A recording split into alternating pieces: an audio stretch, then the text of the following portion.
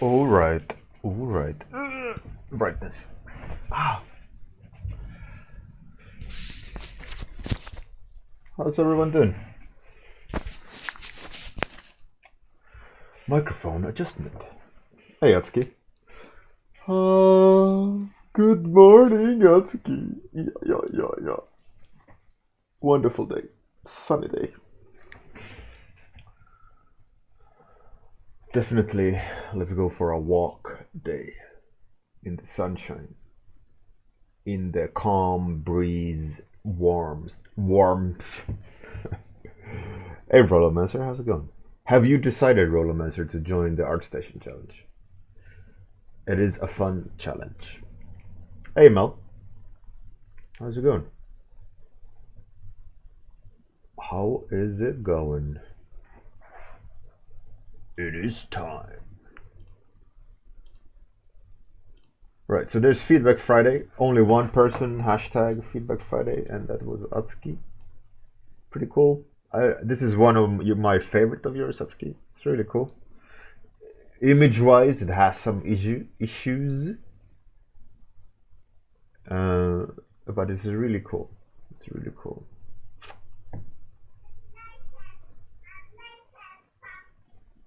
My daughter is screaming stuff. Matilda! Hey, Gria. Babshimizo, what's up? It is lacking some. I know what it is. Some of this tendon in my hand. Like down here, there's a tendon that's sharp, or it's like tense. I must have slept like battle mode. Now, all right. So I think the feedback for this one, the background is a bit flat. I think that's the biggest issue. If you would help dictate the direction of the light, because you have top light, right? So in order, as an example, in like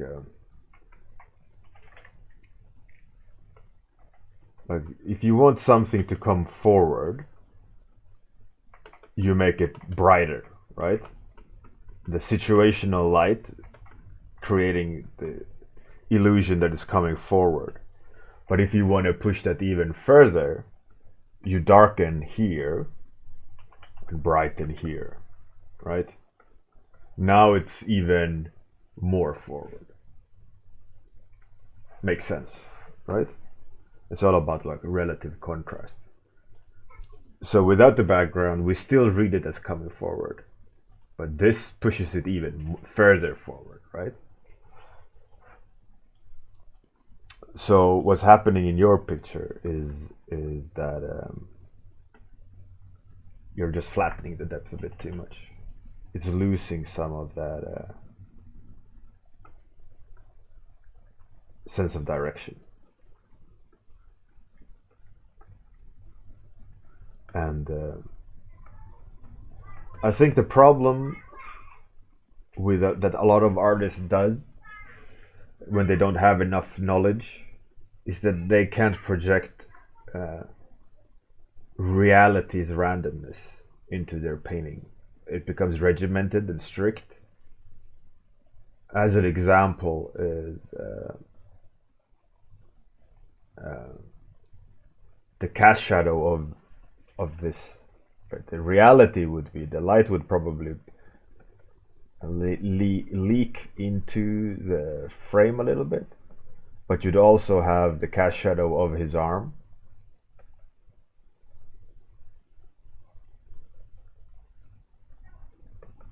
And if this is the cast shadow, it can't be that heavy because the light source isn't that strong. So all of these things, right? All of these like random subtleties of life, and like, is there a cast shadow on one of these? You know, from the surroundings to because there's actually an opening up in there, but there's a shadow being cast so we can't really see everything as clearly because that's how this real life location is. And we have a tendency, when we don't know that and we don't have that understanding, we can't project that kind of natural randomness. So what we can do is we can attempt at configuring the painting to have that, to aid your painting. So if we switch off this, and this is your version, there is this symbolic description of what's happening in your painting. We get it, but it is flat and has no life, and the light is enough there to describe what's happening, but there's not enough like tangibility to it, right? We understand that it's a symbol rather than a real life location. So for example, by switching these on, randomizing the light a little bit, creating this aesthetically pleasing situation, you can start playing with how we perceive it, and all these kind of things, right?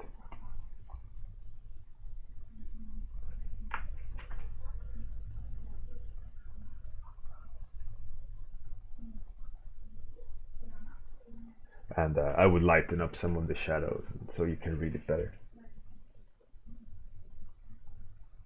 Akagria, absolutely, you can cheat with things for the benefit of the picture. But if you cheat in the way that breaks the image, you're doing the same problem but the other direction, right? You're creating unrealistic situation that it breaks the illusion. It's the same as you are breaking the illusion by not going far enough. You could also break the illusion by going too far.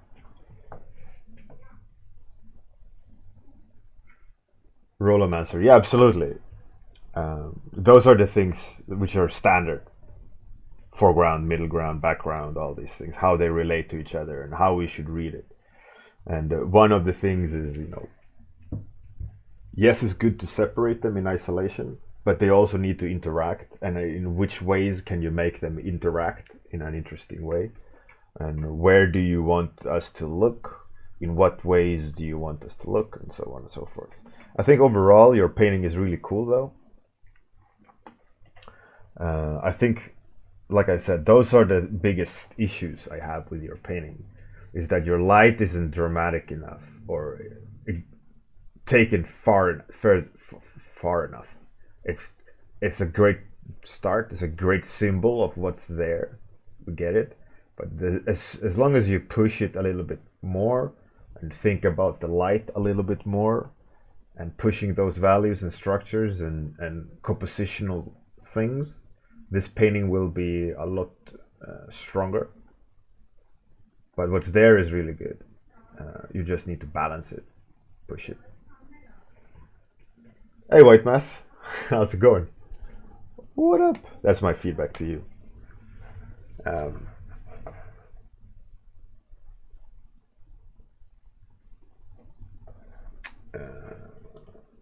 So I spent some time yesterday painting on Mr. Boring.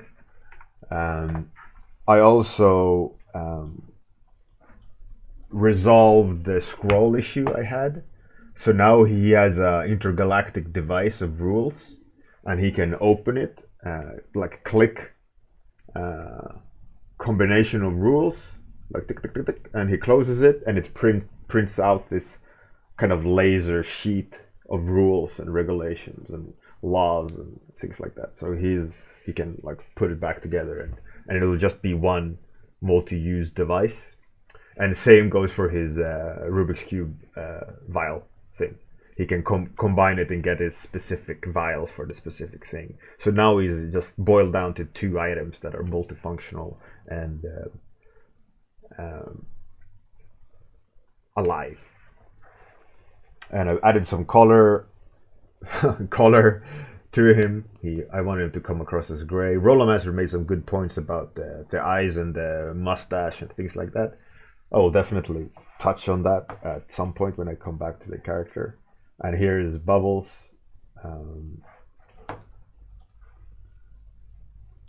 So the question is, I'm thinking about the main character, the leader, and I'm thinking about the unwilling hero. I'm thinking about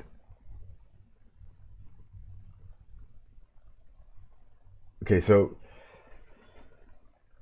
my justification of the reasoning, right?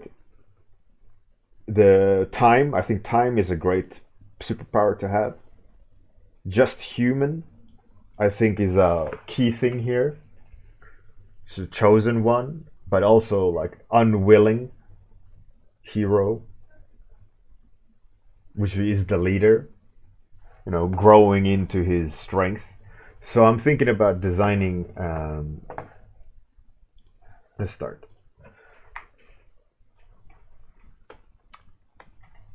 So I'm thinking, like we discussed before about unisex um,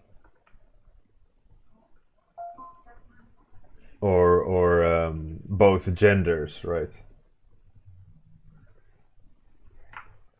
But I think it could be fun.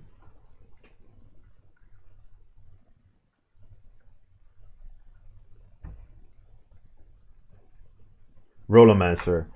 Um, I am the train of thought I was having for the leader. I want to explore the character. I want to explore the idea of it. I'm not going to be married to this decision of the leader because it's going to be the main character, right? So I want to at least give it some thought and then let it marinate to see how it develops with the support cast, because the support cast is going to make or break the character. You don't want to cross streams too much if you with your main character, right? There has to be a unique selling point to the main character in order for it to be unique, right? Hey, Captain Boss, how's it going?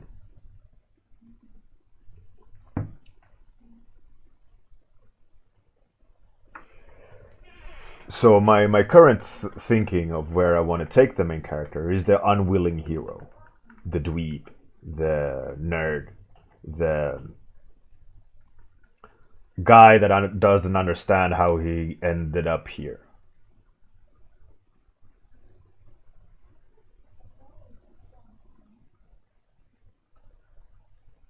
Kind of like there is this DreamWorks standard boy version, right? The kids movies from DreamWorks is always the guy who's like what's it called, gangly, thin, weak, like the man puppy. Oh, really, Captain Boss? That's awesome. That's cool. So that was one of the thoughts I had that I wanted to at least visualize, right? So the other thought I was so what is the equivalent? Like let's do, like I mentioned before, the main characters nowadays are um, female. Hey, Cosmoverse, how's it going?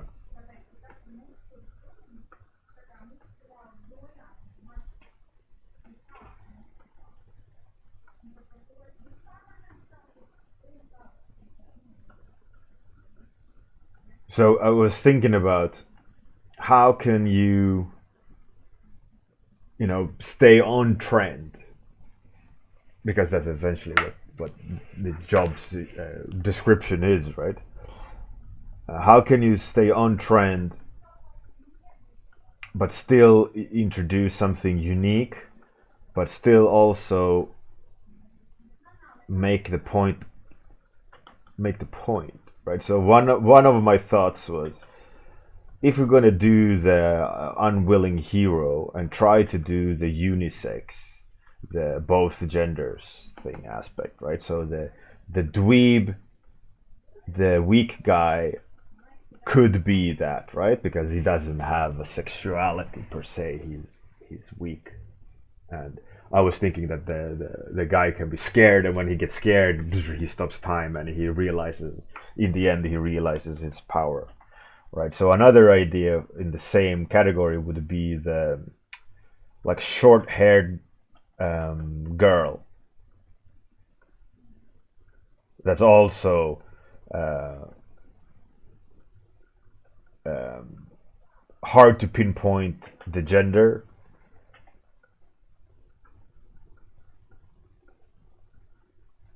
and having there's this specific fashion trend for certain people, which is like Japanese schoolgirl punk, uh, emo,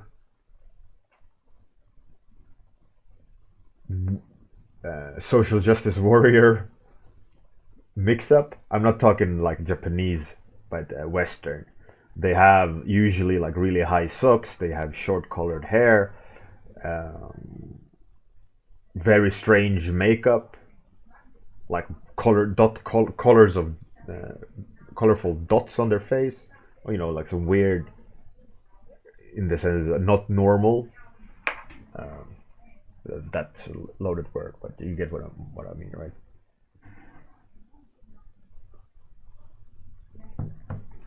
So I was thinking that that could be one direction to explore as well, uh, like she doesn't really know what's happening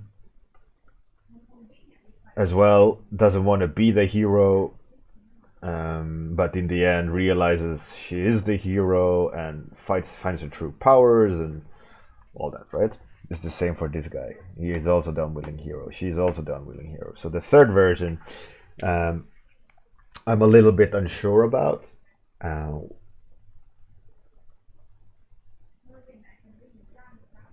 I wanted to be human. I want it to be an interesting character, but I also want to have it with the juxtaposition of the unwilling hero, the weak that turns into strength, right? Because all of the other, they're gonna have their powers embodified, right? They're gonna wear their powers.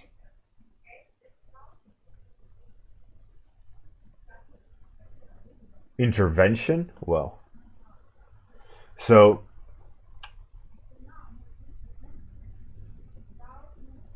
let's do it like this, right? So we have a male dweeb and a female sailor punk trademark. What if we have? I was gonna say twins, but that kind of defeats then the unique selling point of mischievous trolls. Um, doesn't work. What's the last? What's the last person? So the hero is gonna use time. He's gonna be able to. He or she is gonna be able to stop time.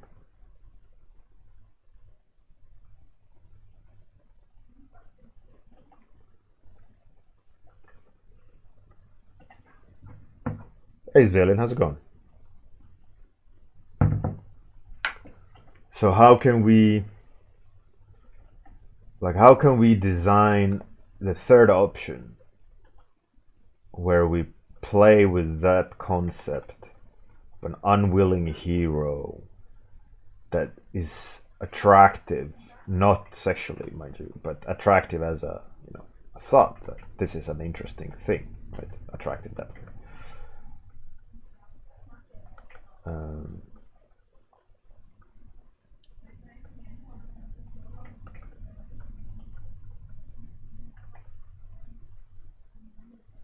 Hmm.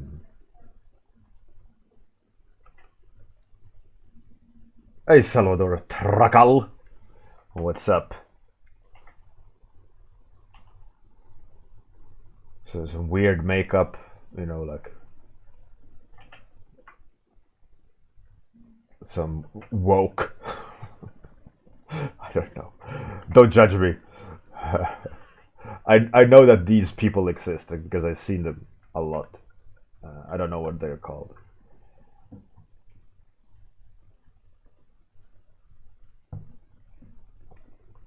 Hey George. Well, thank you. I'm glad that you like them. I'm designing the playing around with the design for the leader, and I'm unsure really um, currently where to go with it. I have a general idea of kind of where I want to take it, but I'm currently very much in the exploration phase of testing an idea out, kind of venturing after the thought of an unwilling hero, weak person going to strengths, um, playing with different types of archetypes, different kinds of archetypes that I speak like a idiot today, repeating words like an idiot. Salvador Tracal, oh, 5:30? Jesus. That is strong work right there.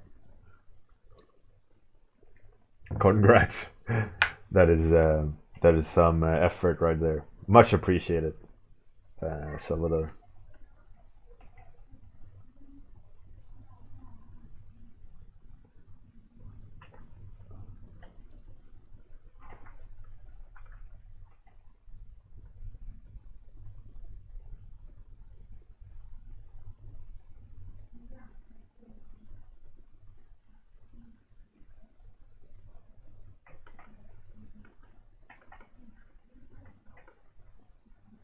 So this idea of this character, a little bit like Linguini from Ratatouille, right? The man puppy, the half man, and this would be the like justice warrior type character, anti anti dad. The third, I really want to. How can you be an unwilling hero without showing obvious strength? A little girl, a little boy, an orphan. Now we're going really into Harry Potter.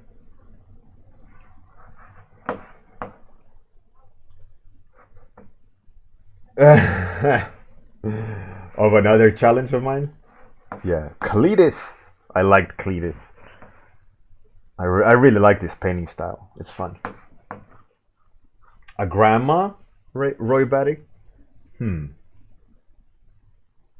Both chosen one, just human, and are able to develop, manipulate time.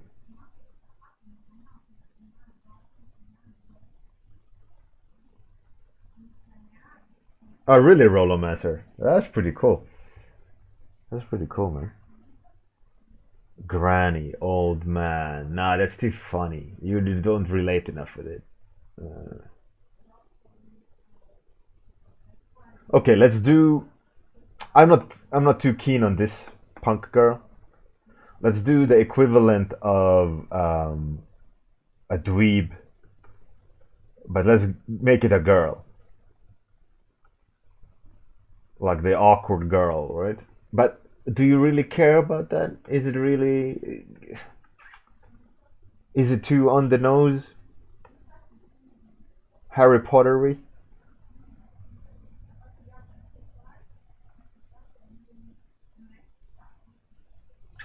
Damn. I think this sketch has way more characters than her.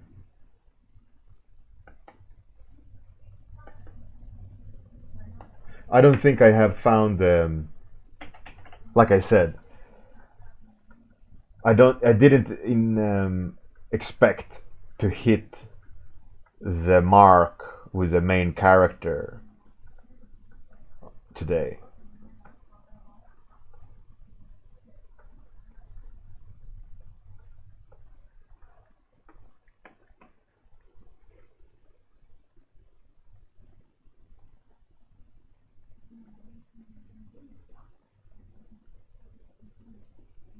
Hey, Calvary. We are on the finals. Turquoise. What a shame.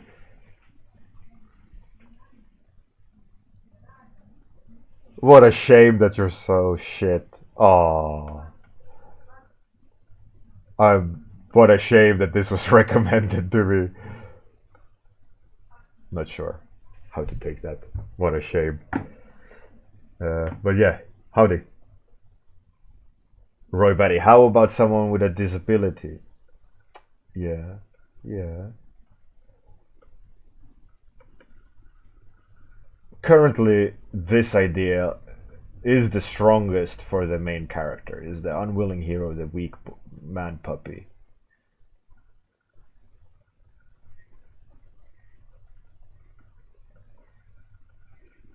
You know, puberty-esque. Yet to grow into a man.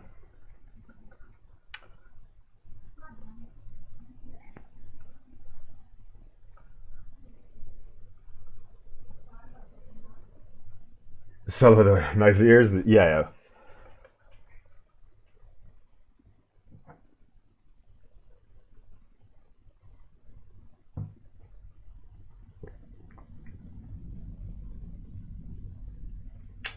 Atsuki, you have a hard time. Oh, turquoise, right, right, I get it. Atsuki, the whole weak person as a leader, it depends on how you depict the story, right? But the idea is that the boy will grow into the role, right? He will find courage beyond his physical means, right? There's this idea about um,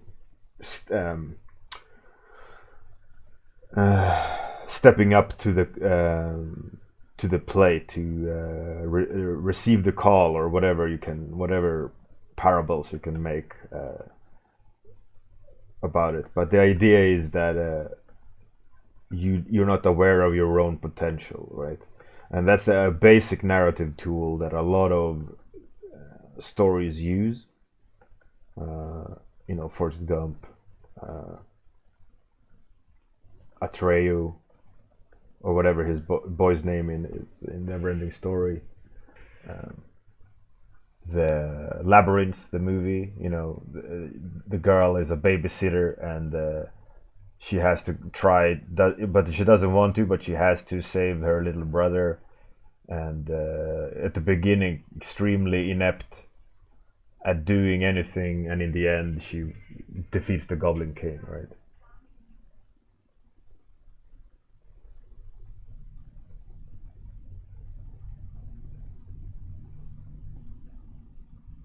Maybe bring the box of mystery in there somehow. Rollomancer, yeah, exactly. So obviously, the main leader, the main character, has to have the box of mystery. And I was thinking he has the box of mystery in his backpack, or arranged it somehow. He's carrying the box of mystery, and every person that comes to it contributes to it, right? So that when they're all together, the box is complete, and they can fight the evil. Um,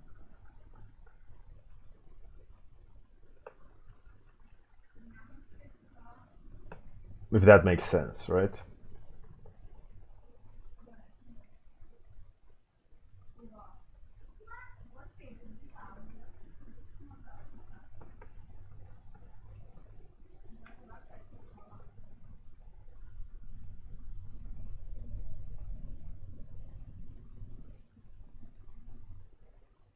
And I don't want him I don't want the main character to have a scar or a mark, right? There is too much on the nose of Harry Potter, right? There's going to be a lot of parallels there, or parallels, not parallels, parallels to Harry Potter already, because that was one of the basic ideas, right? Harry Potter in sci-fi, Harry Potter in space, whatever. So we want to at least stay clear of that. These kind of extremely obvious. So I was thinking he can be carrying the cube. The cube maybe arrived to him by accident. He got hit in the head by the box, right? Let's give him a band-aid on his forehead.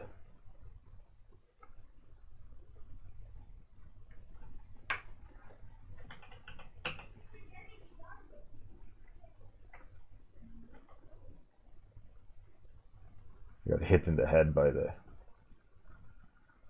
it. Box of concussion. So I want the box of mystery to be a box of mystery. And I think the idea of having him being hit by it in the head is a good parallel to the idea of touch of God, right? Now you are one thing, now you're not. Also, we hint a little bit to Harry Potter there, but in a non-obvious way, because Harry Potter obviously has his scar on the forehead because of an attempt at his life of Voldemort, right? Oh, I'm sorry about the one that shouldn't be named.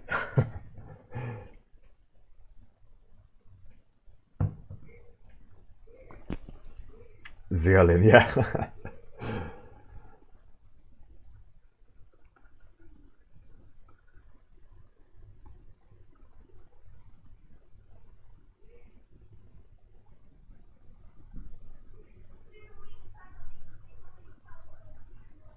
So I think for the sake of argument, this could easily be a girl as well. At this very moment, it could also be an androgynous person. I think that's where I want to keep it. I think that will please my idea of an both sexes of an undefined person.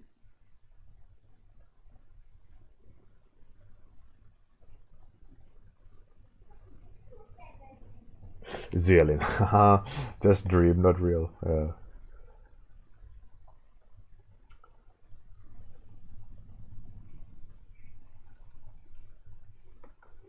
So having androgynous people is definitely the trend last few years. If you look at especially movies for kids, there's a lot of in between people.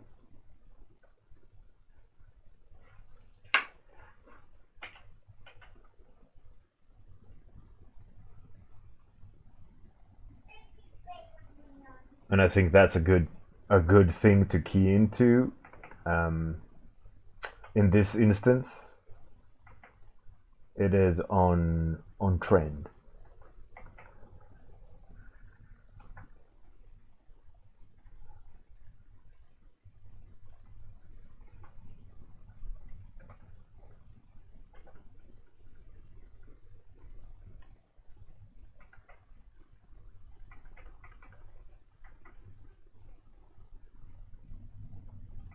A little bit, like Steven Universe.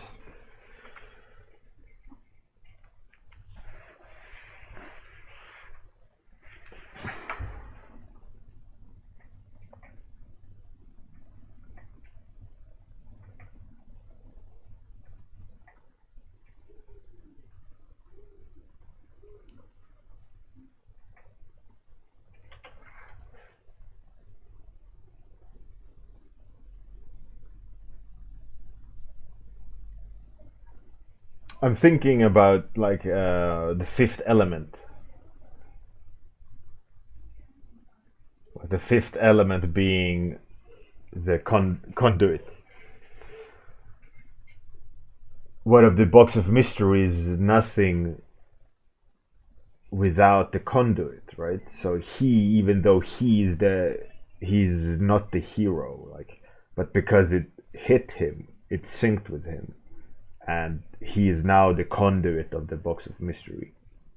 And all the other people, even though all the other magicians, if they would find the box of mystery, they wouldn't be able to manipulate it because it's not like synced. So he has to be the conduit of them all. And maybe when it hits him, it gives him power of time, because the box of mysteries exists outside of time.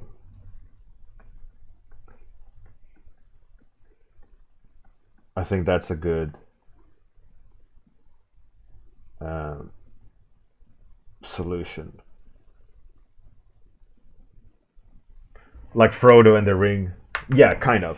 Yeah, exactly.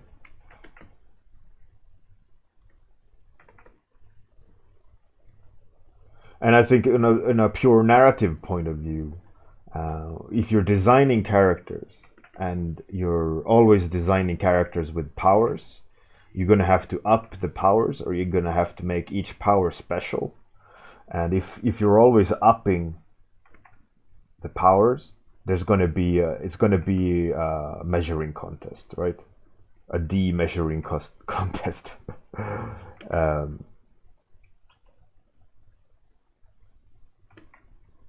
So by removing the main character from the measuring contest, at least making it less obvious, you can start actually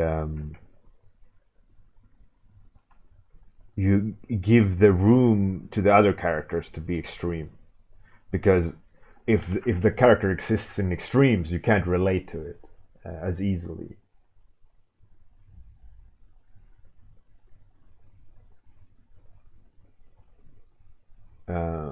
Do you think there will be a shared design queue in this lineup?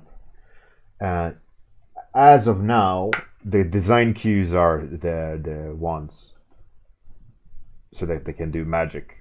They have magic wands, right? So Bubbles, he has the bubble ring or whatever it's called. The Mr. Boring has a sniper wand, a long precision, and his is broken, flawed. Not really a wand, probably.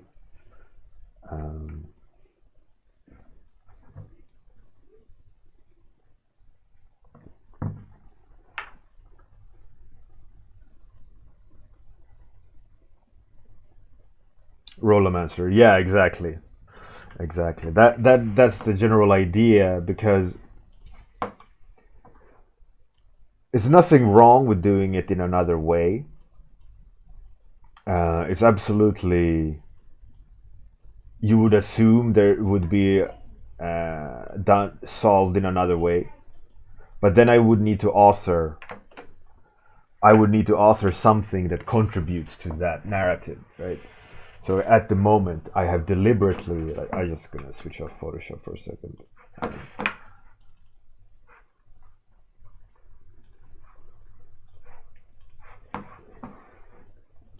So I've deliberately designed them that they will be extremes, right? They will be far apart from each other. Right.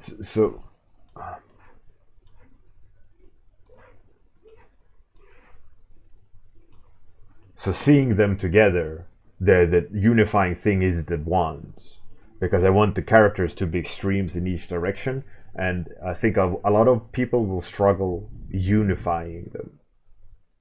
And if I would do them like by color, there's like team uniforms. It's not that interesting. At least not in this setup. So the strength in this setup, in my mind, is that they are unique characters. And in Harry Potter, the idea is that they're unified by uniform. So there are extreme characters, but they're all forced into this veneer of school. Even the villains, right? They feel like groundkeepers, or they feel like they belong to an order within a school. Like dorms or whatever. They belong to a group, right? So they arranged. Your alignment is based on your uniform, and none of the characters' costumings are extreme. So we don't. In Harry Potter's, they don't design them in the extremes, right? And take Power Rangers, it's even less. The only differential there is color. But then take Guardians of the Galaxy. They are in their extremes. And the way they unify them there is just purely based on story. It is the like unwilling heroes aspect as well there.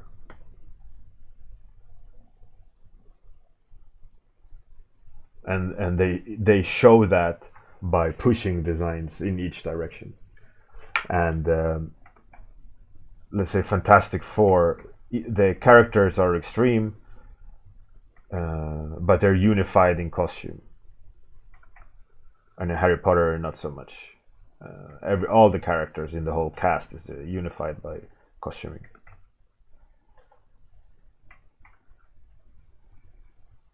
So I think I'll decide to. I think wand is a good indicator of personality and also a unifying factor, because I do want to push the characters to each end and to show them that they are themselves. And again, there are different ways of solving the whole like unify aspect of how they belong to each other. It could also be palette. It could be, many different solutions.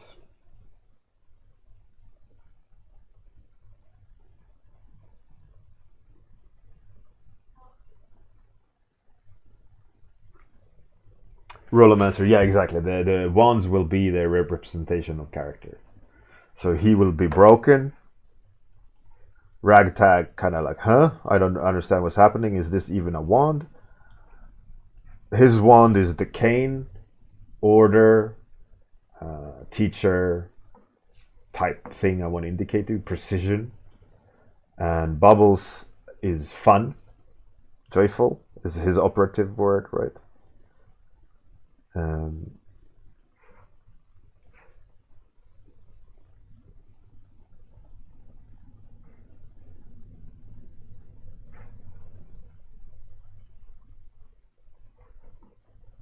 He's very fun. Yeah, he's cute.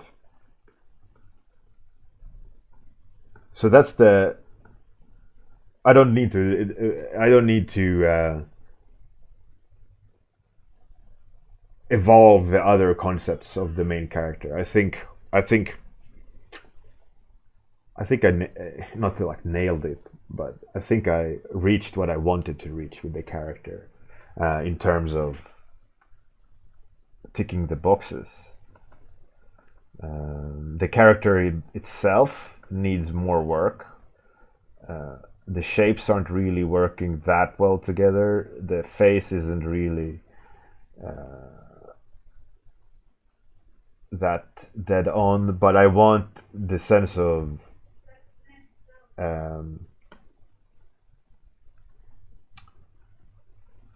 androgynous. That we shouldn't really know the gender of the person. That was one of the design choices here, both sexes. Oh, you don't see it, sorry. Both sexes, chosen one, just human, and time. Not lightning, but time. And bravery, but because this is brave, it's not there. Fortitude, no.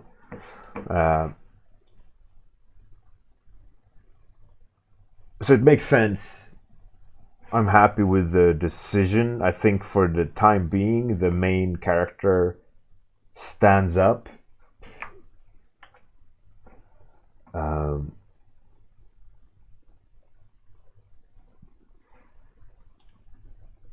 Bubbles being the weird, quirky boy that's full of life versus the unwilling hero, and then Mr. Boring. It's all about seriousness and rules. I think we at the time we have a good three characters that they at this time point in time they balance each other out quite well.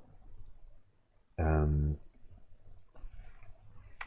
I think in terms of design and personalities, they they manage to stand their own ground.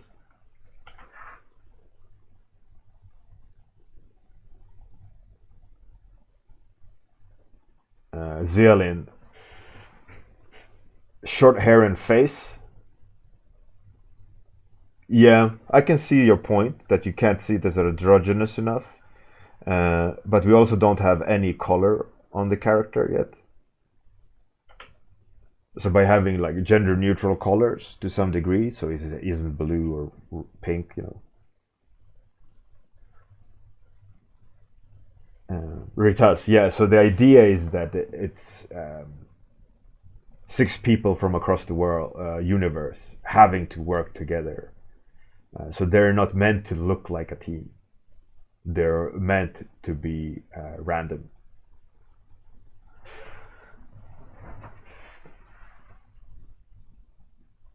You're imagining a fight as they're fighting as a team. I think that could be cool. I don't think they have to fight like a team. So if you think of like Harry Potter, not everyone is always united. They're always dispersed, and some are doing this, some are doing that. And I think that would be the hypothetical situation of how they would interact. Is that they don't necessarily need to be like everyone puts their fingers out and they join a circle, and then they have some beam of light, and then they become superheroes. They can work in isolation because them themselves are strong as they are, right? So that they don't need each other, but the main hero needs all of them to unify underneath the box of mystery, right? So that they can save the world for at the ultimate danger. For anything that's not the ultimate danger, they can deal with in their own pocket. But that main evil force, they have to unite in order to destroy, right?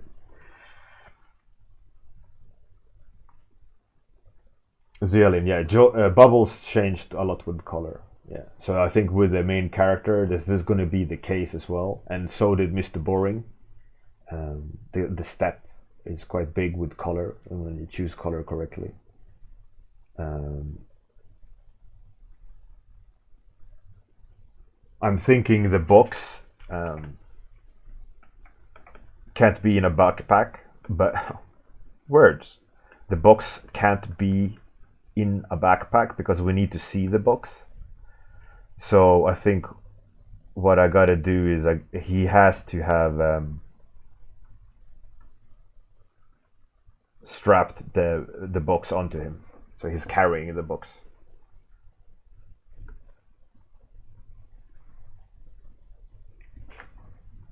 For visual confirmation, he's the chosen one.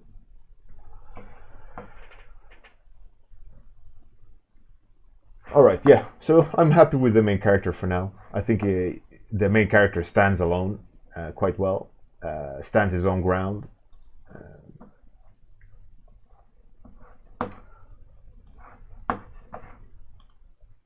And while I have a lot of you here, remember that Sunday is the deadline for Unreal Bjorn final. So make sure that you post on time for those in the final. And if you know anyone who's in the final who's not here, you can remind them. Amazing. amazing. All right, let's raid Tim Remmers today.